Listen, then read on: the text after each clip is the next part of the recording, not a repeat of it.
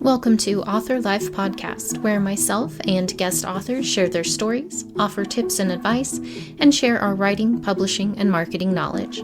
I'm your host, Delcherie Gladden.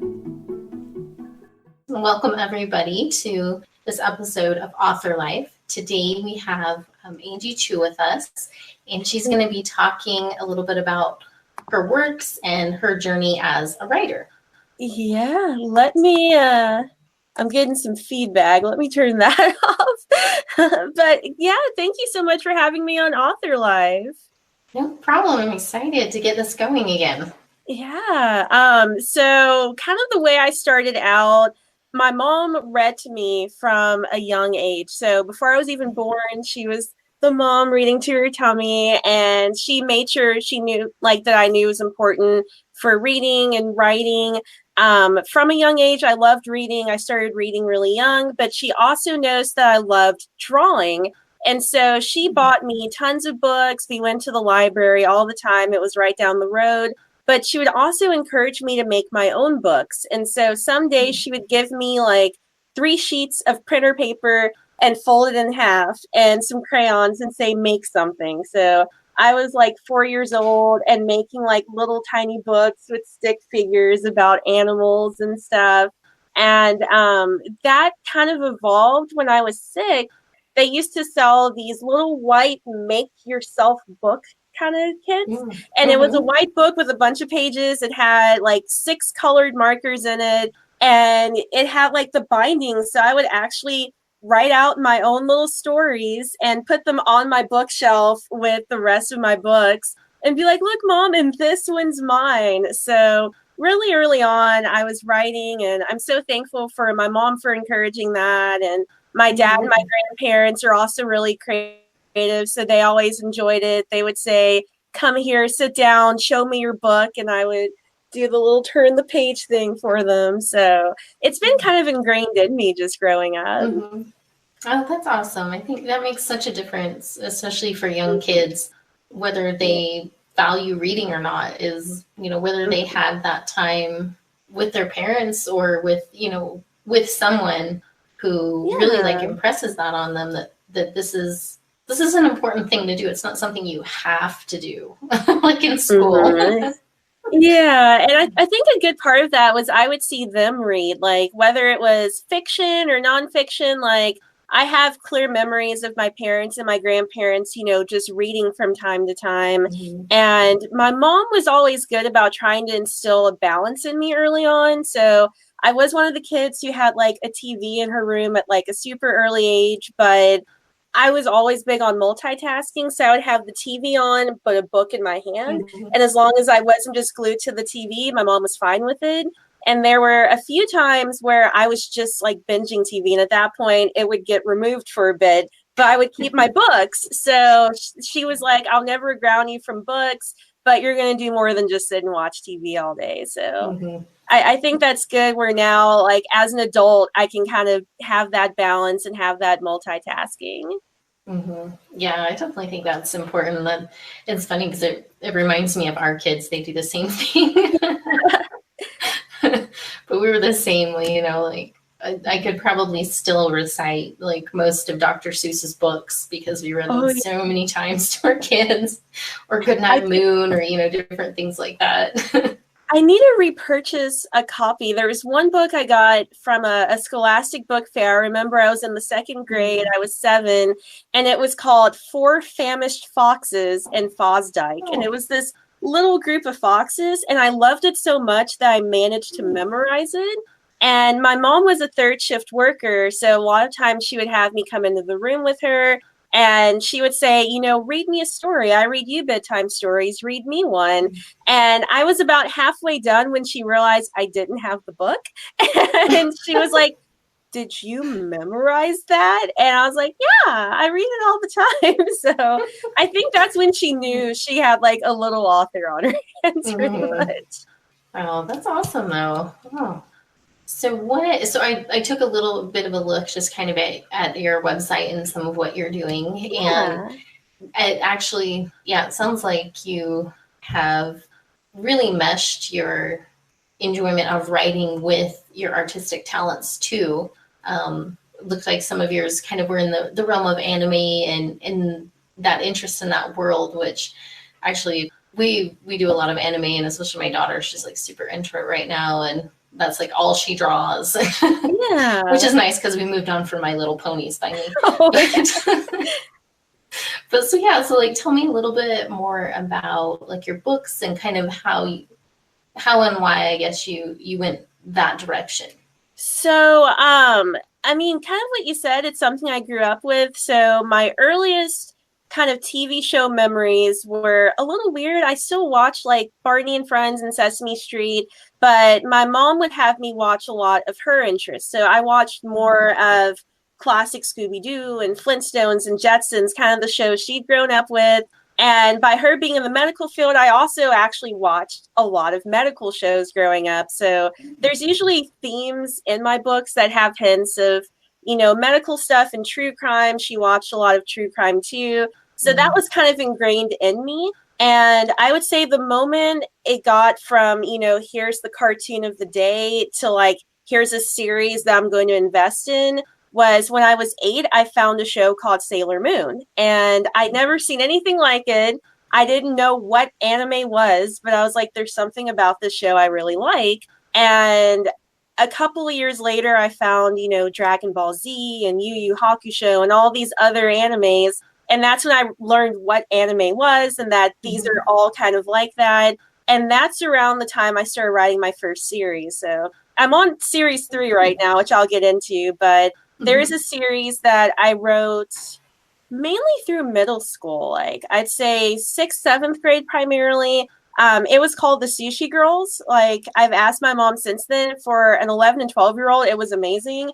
It's something I wouldn't really want my name tied to now. I think we all have those. Yeah, they were like, you know, typed up like 12-point font, like 30 to 40 page stories. And they were all in a series, and they had that kind of anime feel where, you know, the girls were high school students, but they had like secret powers and they could save the world. So as I was getting more and more into anime, I was also getting more and more into writing, and that all kind of tied in.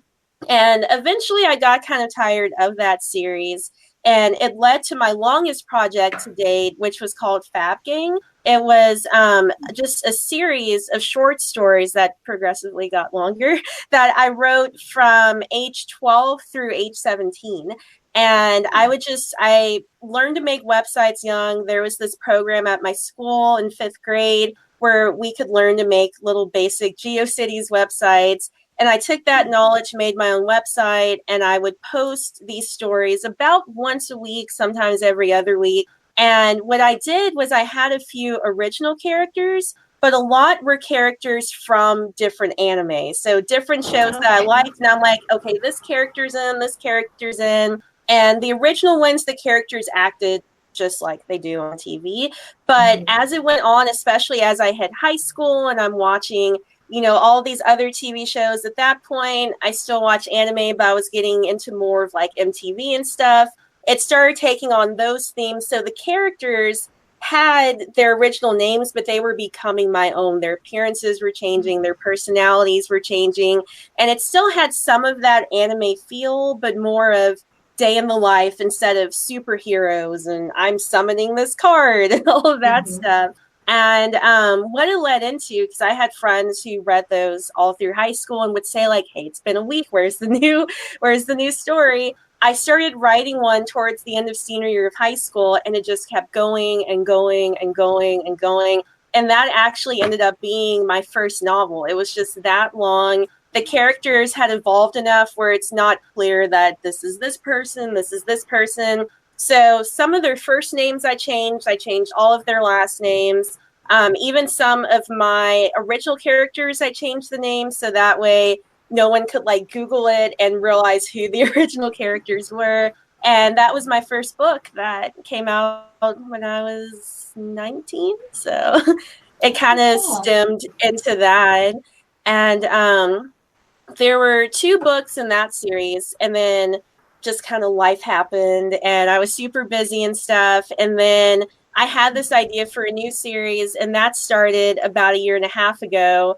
There's 2 books out for that one, and then the 3rd one coming out later this year. So that's kind of where I am now. But, you know, it's still got that, you know, kind of day in the life anime feel. The characters are very animated. The stories are very character driven, but it's still like the one I'm writing right now is more kind of true crime based. So instead of, you know, this girl has blue hair and she's flying magically, it's more like these could be real people. So it's interesting to see how my stuff has evolved over the years too. Yeah, definitely. I mean, I think most authors see that, you know, in one form or another, is that, you know, the more you write and the more your interests change, so does your writing. Yeah, for sure. I know. I look back at some of my stuff from back when I first started, and I was like, "Oh my gosh, that will never ever see the light of day." I've had that happen where, like, my first series, it's kind of, well, my first published series, it was my second series. It's like, it's there, it's on my website. I don't talk about it as much, mainly because I was so young with the first one that I was still like super anime fangirl when I read it, and it's so cringy. And the second one I really liked, but it was a thing where I didn't really want to promote the first one as much because I'd gone through college, my writing had changed so much, it improved, and I was like, I don't want to redo this book. I want to keep it as like, here's where I started. But at the same time, I don't want that to be the first thing people read. But I've had friends reread it, and they're like, it's not that bad. But just to me, like, you know, almost 11 years removed, I'm in such a different place. My writing's so different that it's that kind of like dissonance that's going on. Yeah, definitely. So one of the questions I usually ask authors, and you already answered the first part of kind of where your interest in writing developed. But what do you feel like was your main challenge? And I guess because it sounds like you kind of started kind of in fan fiction meshed with your own characters. So, like, I guess what did you find challenging about moving completely away from using fan fiction type characters into developing completely your own world and characters? I think it was mainly just that, like, even, you know, the Fab Gang series where the characters evolved, it was still, you know, I had these characters, they were already fleshed out, everyone knew who they were, and over times I could say, hey, this guy wants to do this now, and it just moves it over. So even that first series that I published, it was easy to do because I just had to kind of make the characters my own. And with my current series, the Bellum Chronicles, I started from scratch. So it was actually me, you know, kind of whiteboarding out all the characters. I had like spreadsheets just laying out their characteristics, and I always kept it open. I'm like, what color's her hair? What color's her eyes? What does she do again? Like, I had to basically like think of where the series should be 3 or 4 books out to figure out how the characters should act. And then a lot of it was just going through, you know, after I finished the first draft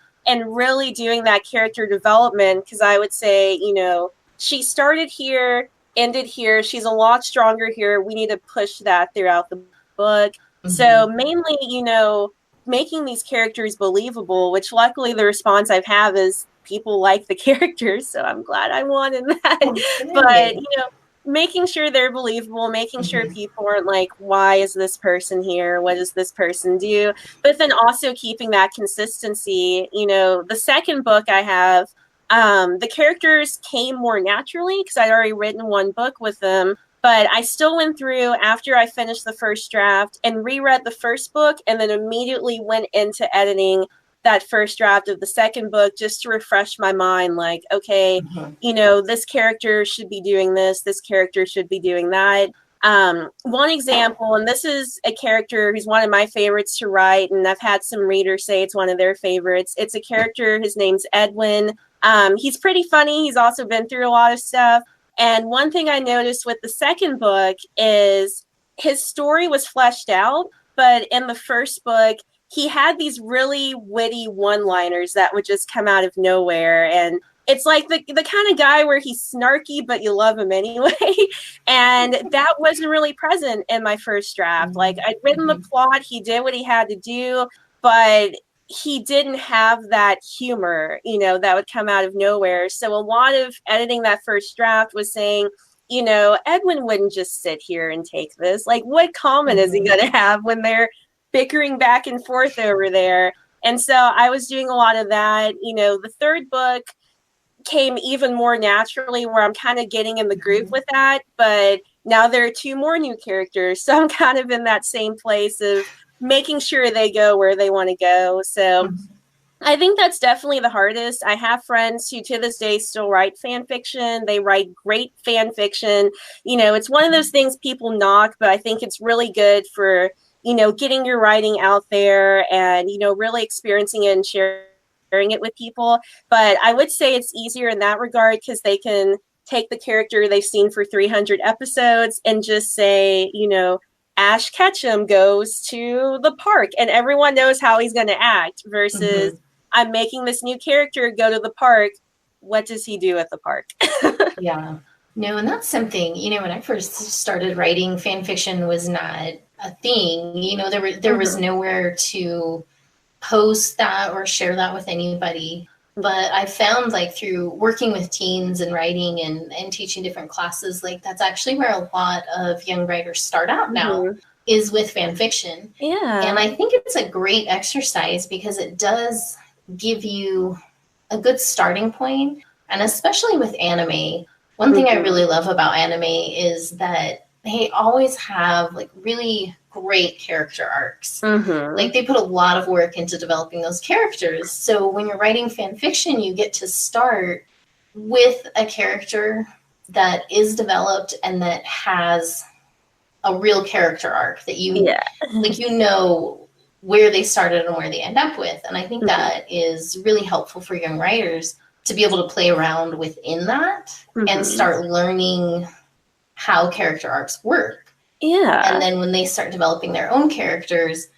they can do that on their own then. And because I know some people really, like you said, they do get really down on fan fiction and some authors aggressively hunt that down and try to nip it in the bud. But it's you're giving young authors a chance to learn their craft. And I think that's a really great place to start for most kids. Yeah. I mean, for me, everyone has kind of their writing inspirations. And mine was actually, a fanfic author who I really looked up to and kind of modeled what I was doing after.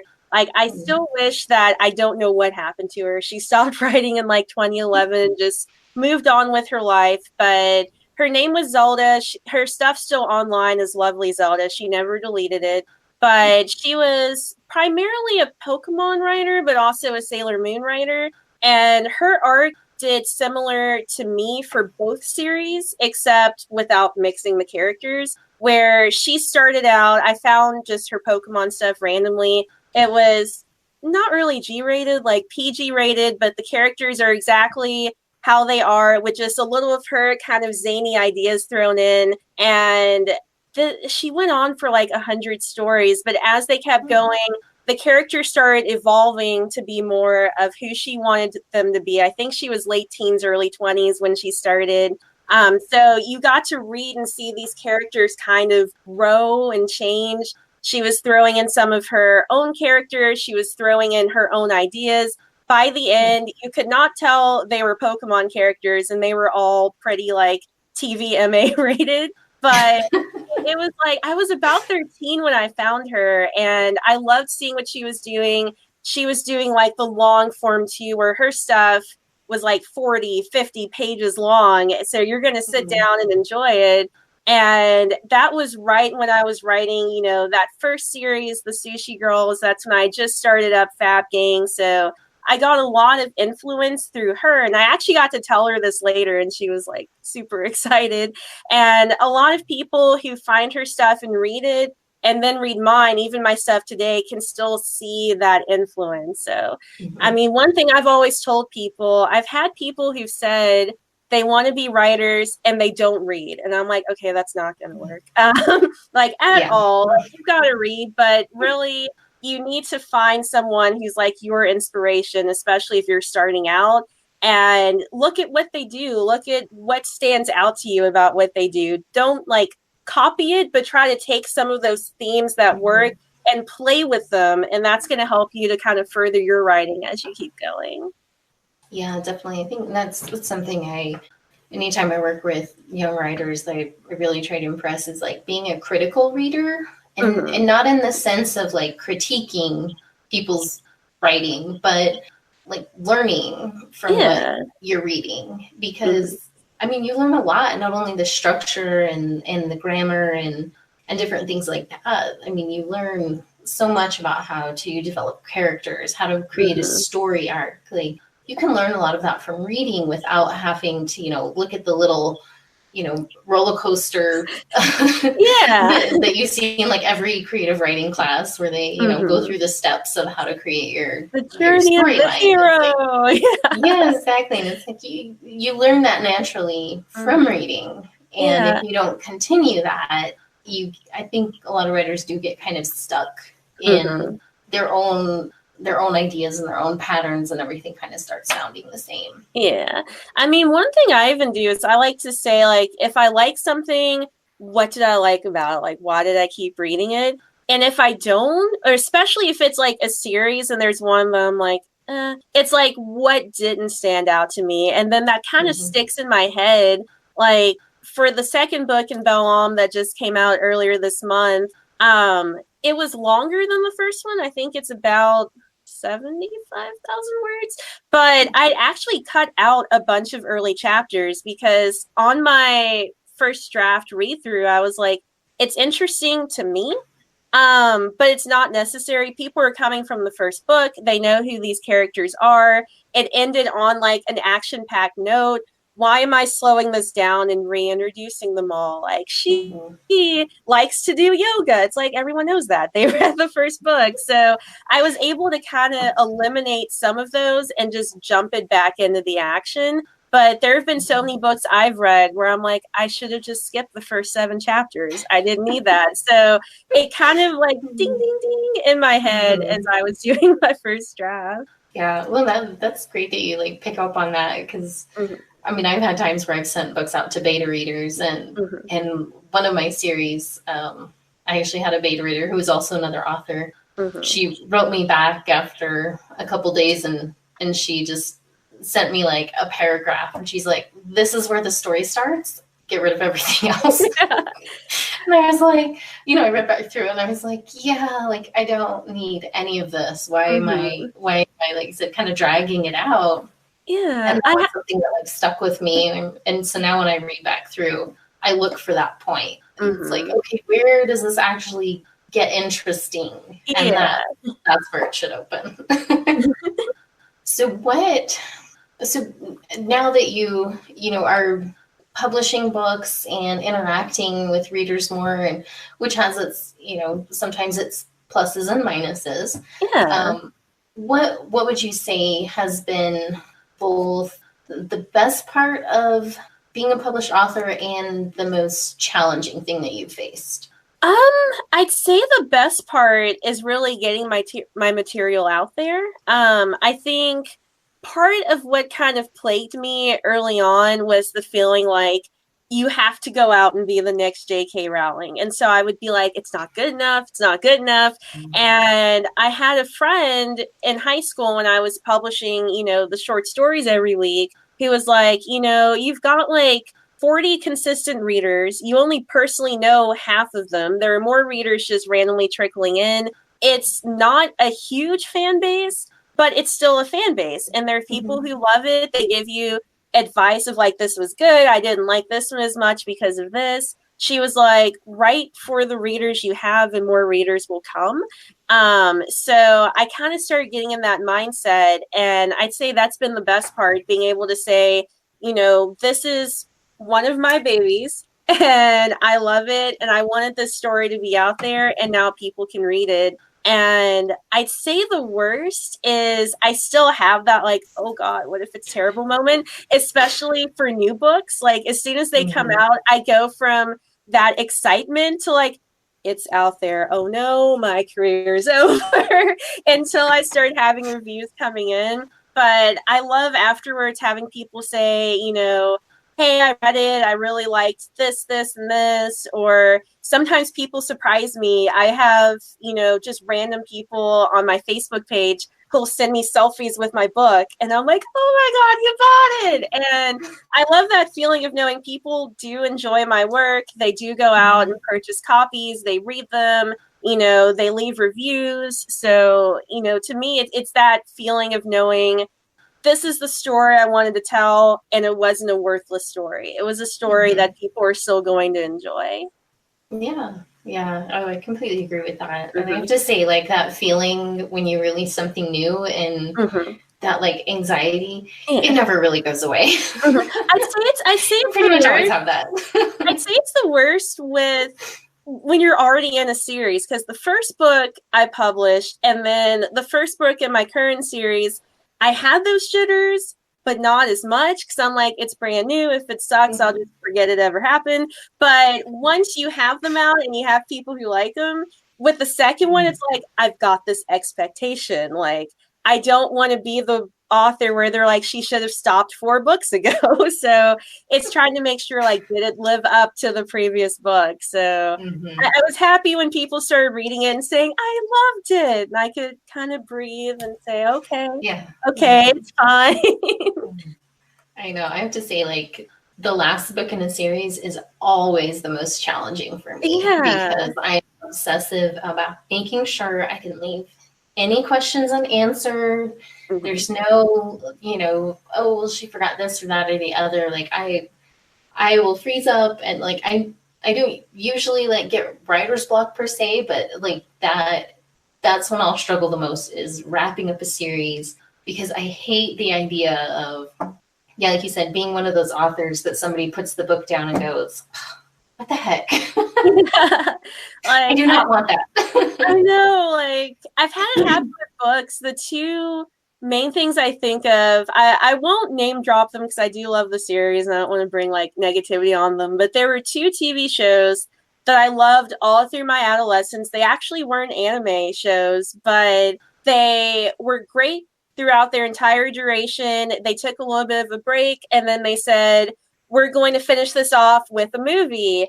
And in both cases, the movies were amazing until like the last 10 minutes, and it was a throwaway ending. And I have not forgiven either creator for that. And it's been like 10, 15 years. I'm like, you ruined an entire chapter of my life. Yeah, so like, that's how my husband and I both feel about Lost. And if you ever want to like feel better about your own writing, just go look up all the comments after Lost ended and how angry people were. It's like comical, but it's really sad at the same time. It was a mess. But I do remember, I don't remember what they said because it's been so long. I do remember seeing on social media a lot of very angry posts about the Lost ending. And so I'm like, it made no sense. It's like, I don't know, watch season 1 and 2 and then just write your own ending. And it went on for like 5 or 6 seasons. So yeah, just stop at 2. I like couldn't even figure out what was going on half the time after that. I'd say that's the other thing I worry about, because especially with the character development, I basically knew how the series would end, and I planned for 4 books, and things are on track for that. But the wheels in my head have kept turning, and I kind of want to go further. And a lot of my friends are like, do it, go further. And I'm like, it depends on if I should go further, because I remember with Pretty Little Liars, I loved that show. It was supposed to stop at season 5, and everyone went, no. So it went to season 7. It should have stopped at season 5. It should have stopped. And I'm like, I don't want to do that where there's like a clear ending and I just kind of make stuff up and it tanks downhill at that point. So right now it's a 4-point series. If I can come up with something that gets it to like book 6 or 7 and still ends it, with that same oomph, I'll do it. But I'm like, I'm not going to jeopardize that. Yeah. And that's hard to determine sometimes, like when a series should end. I mean, I've had one where it was supposed to be 3 and I got probably 3/4 of the way through it. And I was like, this is not done yet. Like, I cannot fit everything into, 10,000 more words. It's just not going to work. Mm-hmm. And so I ended up extending that series one more book. But, I've had other times too where it's like, oh, I intended this to be kind of serial, like ongoing, doesn't really have an ending. Then it's like, no, it's this is the end. Like, that's just done. I'm done with it now. And that can be really hard to figure out where that point is. And sometimes readers influence that. But as the writer, like, you really, you have to look at, the story and where that natural ending point is. That's kind of what's going on, especially as I write the characters more and they get into more situations. Like, I've always said, it feels like my characters are Sims on auto mode and I'm just transcribing what they're doing. So they drive the story sometimes just out of nowhere. I'm like, this character should do this. And it just throws off my whole outline, but I make it work. But I've thought of things that would be good for like a 5th book and a 6th book and stuff. But right now in my head, it's more of, reality TV. So it's like, can I get the actual plot to extend that far? And if I can, great. If I can't, maybe I'll revisit it later. Maybe that's when you do a spinoff. So I've got some time to decide. Yeah. Well, that's the nice thing about writing and publishing now is it's pretty fluid. Yeah. It gives you that room to experiment a little bit. For sure. So, and I know, you have other things going on aside from writing, you work, you have other things going on. So I always like to ask people, if you had unlimited time and no other commitments and responsibilities, what would you want to write? Like, do you have a project that you kind of keep in the back of your mind? Like, one day I'll get to that, or, what would you do if you could spend as much time writing as possible? I would say a lot of my kind of like one-shot book ideas that I have, like whenever I'm writing, I feel like I should be writing my series and getting the series out. I'm going to lose steam if I don't do it, or I'm going to lose readers. And like right now has been, a little bit of a break for me. I'm putting out, because I've been in the anime convention scene for 11 years this year. I know a lot of behind the scenes stuff, and we do big travel groups of like 30 people. So I'm actually writing like a book helping people, with the con scene, but also some of the funny, like, this should never happen again, but it was hilarious kind of moments. And one of my best friends from high school that I'm still in contact with, she's an author and she designed the cover for me. And I was originally going to write this book and have it come out like a year ago, but I was full steam ahead with book 2. And I'm like, let me do this first. And she understood. She's a writer too, so she knows how it is. But I'm working on it now, and I'm in between books. So it's like, okay, I can get a small break from my series. This book's not going to take long to write, but I immediately have to hop back into it. And there have been some projects I've just been holding on to for years. I think the biggest example is one of the assignments I had in college. We had a fairy tales and folklore course for our independent study. It was a level 300, and we spent most of it learning about fairy tales. We went over the journey of the hero and stuff like that. And the last assignment was to write your own fairy tale. And we asked her, like, how long, and she's an author herself. She was like, there's no page limit. It's how long it needs to be. Like, if you shortchange this, you're getting a bad grade.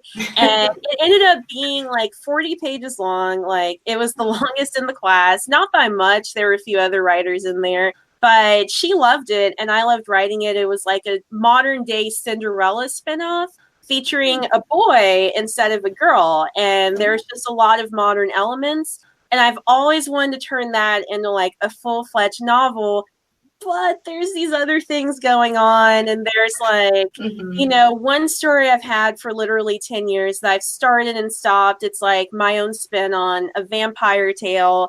I've wanted to do that one. I have like this list of 5 or 6 one-shots that I want to do, but I keep wanting to work on the different series I have. So if I had that ample free time where I could balance it, I would definitely do, a lot of those one shots, even splitting up my day, like write this in the morning, take a break, do some tasks, and then write the series in the evening. I'm thinking if I stop Belle at 4 books, I'm going to try to write at least 2 of those little one-shots before I jump into any kind of new series, just to get them out of my head finally.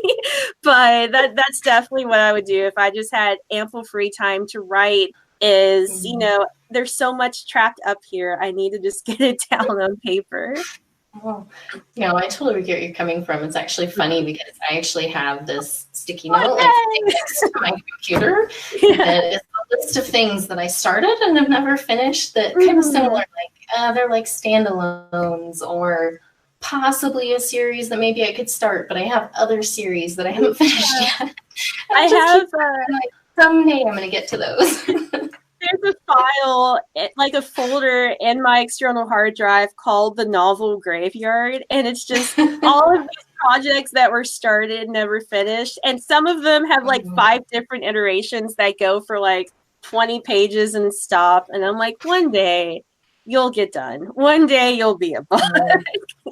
Once I figure out what's wrong with you, I'll get you into it. Exactly, right? I know. Yeah, I have 2 folders. One of them is called Projects to Abandon, and one of them is called Projects to Finish. And the abandoned ones, it's like, that was never going to go anywhere. I totally ran out of steam after, 20,000 words or something. But it's just nice to know I'm not the only one. So many. I wish I could find something that could read a floppy disk, because I have a couple of those still at my mom's house with some of my like early like age 11, age 12 projects in them. And they stopped at like 2-3 pages, and I want to see what I did. So. Yeah, what had potential? What was just random? Yeah. It is. It's fun to look back on some of that stuff sometimes and laugh at yourself a little bit most of the time, but fine. Well, so last question. So you're still working on a lot of new stuff, and then you've been writing for a long time though.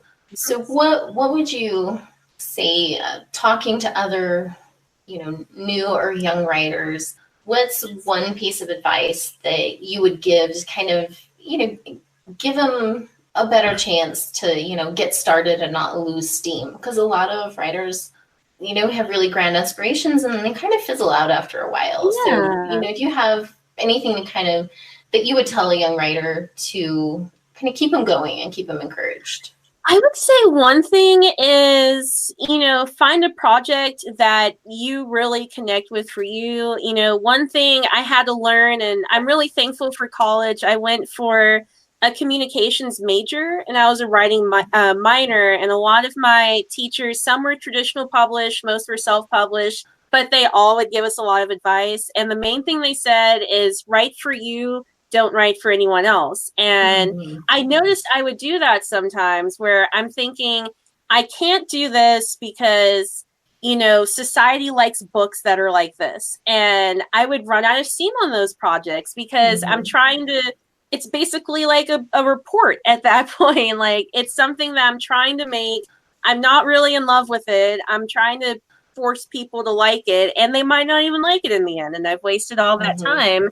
And when it's a project that really stands out to me and that I'm excited about, and I have that feeling where I get home from work and I'm like, I need to keep writing. I'm in the middle of this chapter and I have characters that, I've really bonded with, that's when those projects get done. That's when I'm happy about those projects. So I would say the biggest piece of advice is, come up with something that you like and that you can keep going with, especially if you do want a longer novel or a series or something, so that you have that motivation to get through. I would also say a good thing to have is some kind of writing buddy. So whether it's friends that are writers, whether it's other authors you've connected with, whether it's, a writing group on Facebook or something locally at your library, everyone has writer's block that they'll come up with. I have little methods that I use to get around it.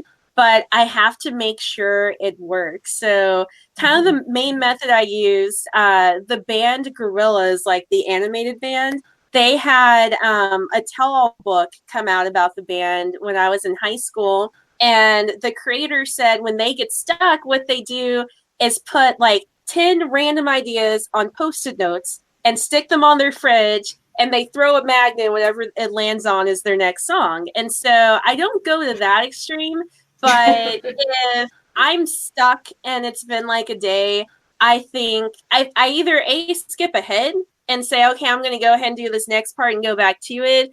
Or I say, okay, this character is the main focus right now.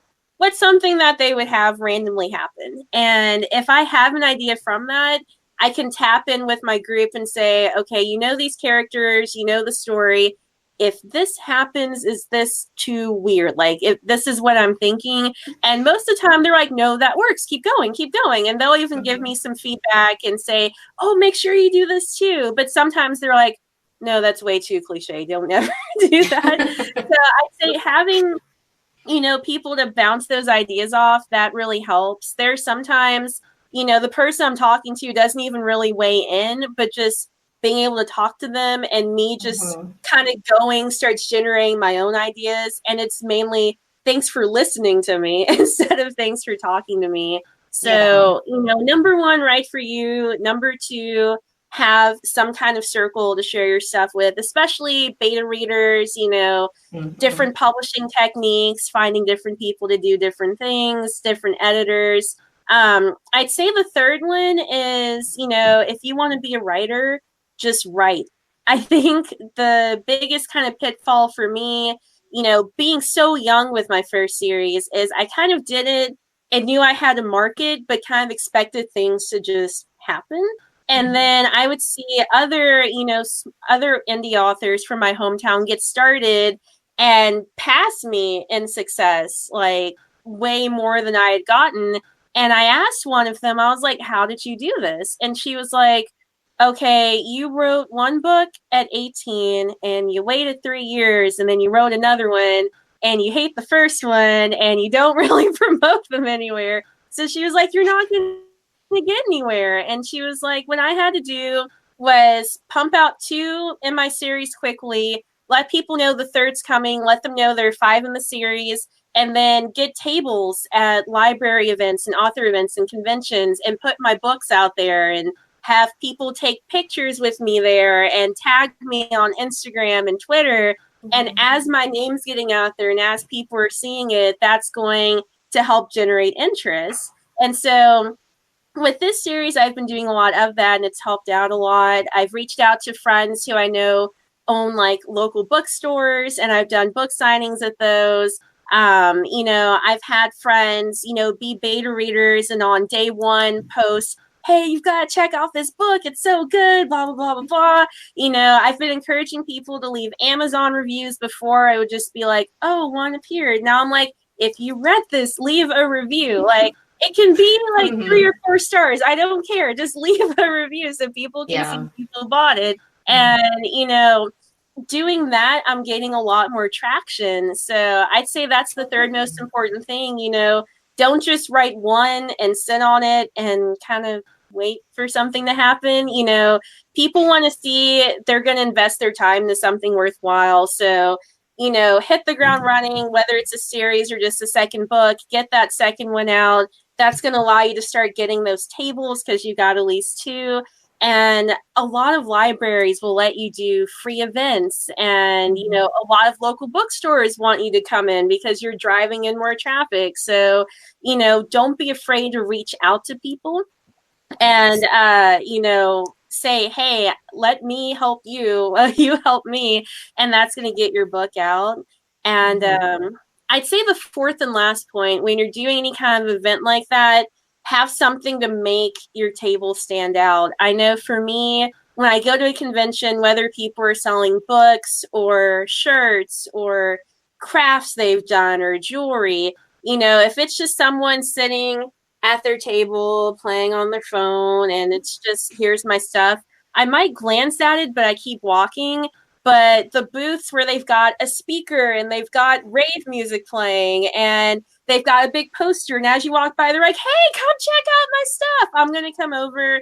I'm going to engage with them. So I would say, you know, make your table inviting, put some kind of music. Vistaprint always has amazing deals. Get some business cards, get some posters, and put those up. And for anyone who is, you know, really introverted, most authors I know are not extroverted like me. You know, grab a couple buddies and play off each other. Say, you know, hey, will you keep me company at my booth today? And that's going to help you be more inviting.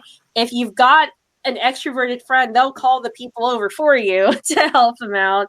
And, you know, that's going to get yourself in front of people's faces. And if I can get someone to my table, I make sure at a minimum they leave with a business card and that they leave with their email address on my mailing list. And that way I'm at least going to keep, you know, in their line of sight. If they buy a book, that's great. That's what I want. But at least they've got a way to contact me and I've got a way to contact them.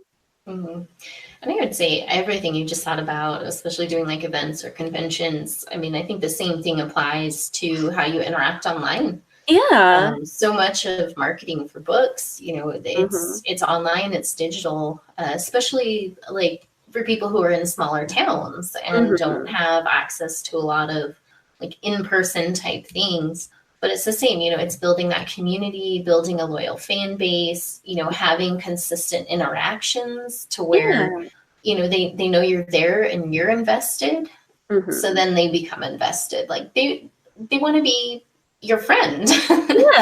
And that's something that I think is way different over the last, you know, couple decades of traditional publishing, is that you do like you make friends and you build a community with your readers. It's not the same kind of environment that it used to be. And I think you can definitely take advantage of that and use that to your benefit to really, you know, build a readership that is going to stay engaged over the long term and not just, you know, fly by kind of book buyers here and there. They get fun and you never see them again. Like you really have a chance to build your own community. And I think that's really neat. That's been a really fun part of being an author.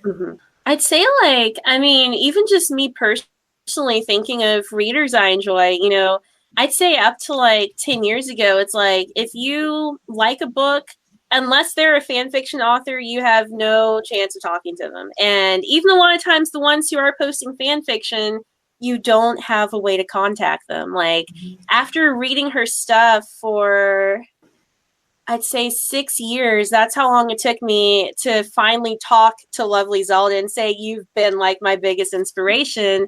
And that's when she made a Twitter and I could actually reach out to her. And nowadays, you know, most authors I enjoy, I can reach out to them on Twitter or Facebook and Instagram, and a lot of them interact back. Even if it's just a like, it's like, okay, I know you saw my comment at least. But a lot of them will actually type back and say, you know, great, I'm glad you enjoyed my book. And I've had that happen to me, whether it's about writing or I've seen it happen, you know, on YouTube. I haven't been as active on YouTube in the past few years. They've made a bunch of changes. But, you know, I had people that I didn't even think about it. They would leave a comment and I would respond and they would say, whoa, like, most YouTubers don't respond. And I was like, that's rude. Like, I'll always respond.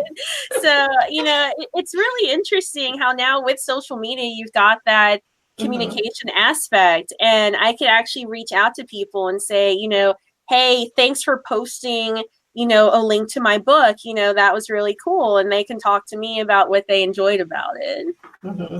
Yeah, it is. It's definitely changed so much. And I think there's a lot of good in those changes. You know, there's always some tougher parts too that come with that. But I think overall, like it's really neat, like especially with the indie authors, the community of authors and readers that have developed. And I think for the most part, the ones who view it as a partnership, both with other authors and with their readers, tend to be more successful and enjoy what they do a lot more than the ones who kind of take that really competitive edge and, kind of distance themselves from everything. And that's something that I've found. I really love the indie author community. And I mean, that's part of why I do this podcast, is just to meet other authors and help them get their names out there and just, grow everybody's readership, because there's, for avid readers are always looking for something new, and you never know what you're going to find next that you'll enjoy. Yeah, I mean, I've always noticed that there've been some people that I've just stumbled upon and I'm like, your stuff's amazing. Like, how did I never know about this?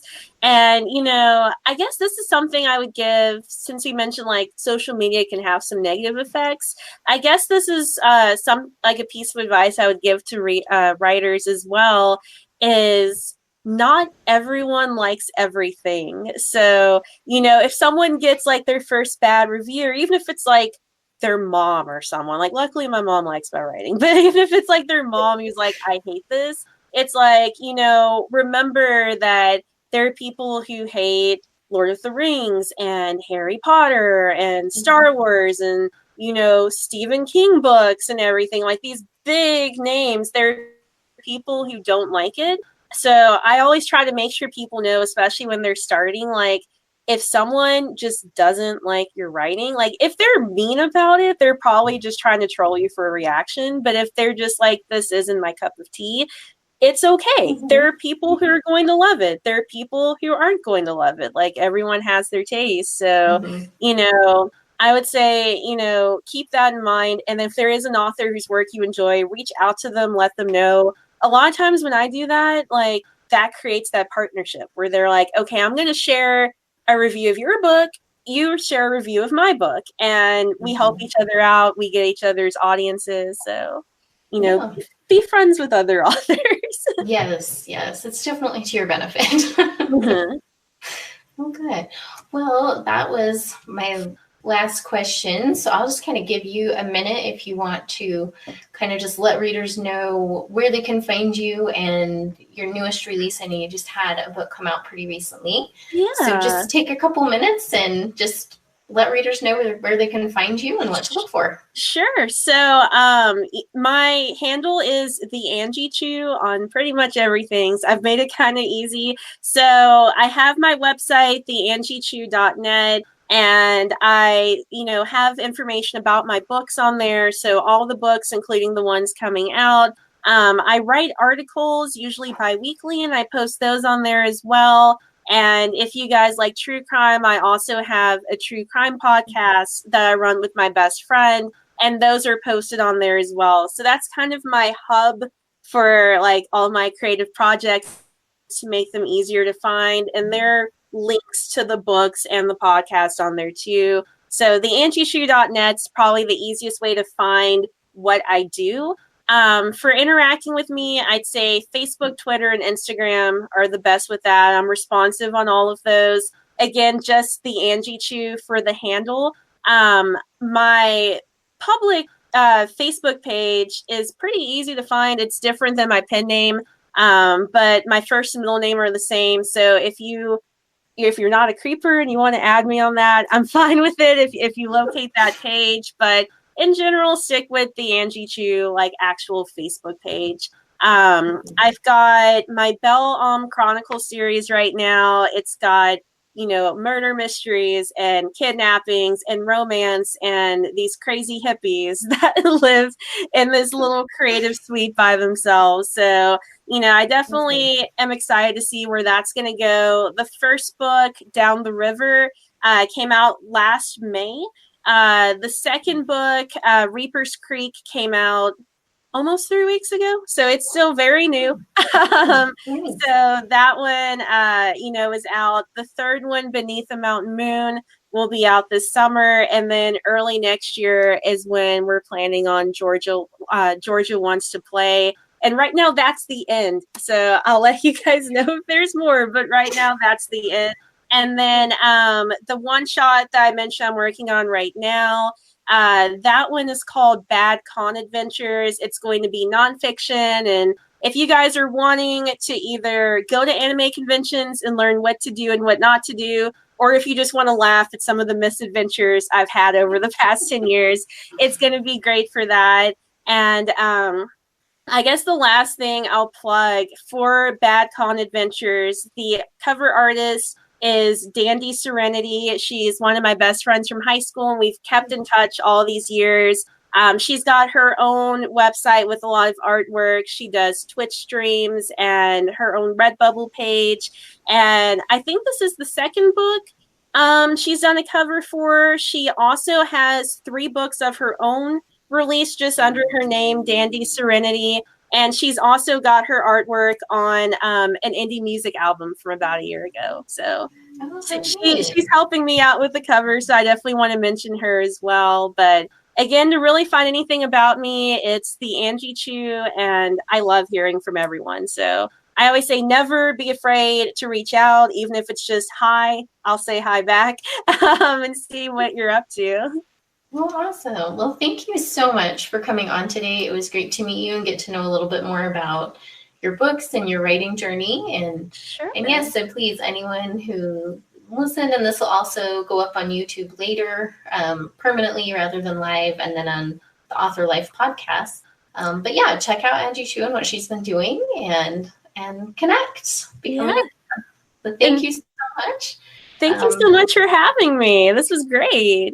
A lot of fun. Thanks. So we will check things out and be in contact. Well, we're already friends on Facebook, but for anybody else who wants to connect, please do. Thank you again. No problem. Have a good night. You too.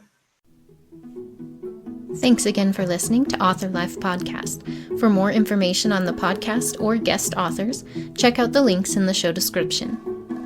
If there's a topic you'd like to learn more about, find me online and send me suggestions anytime.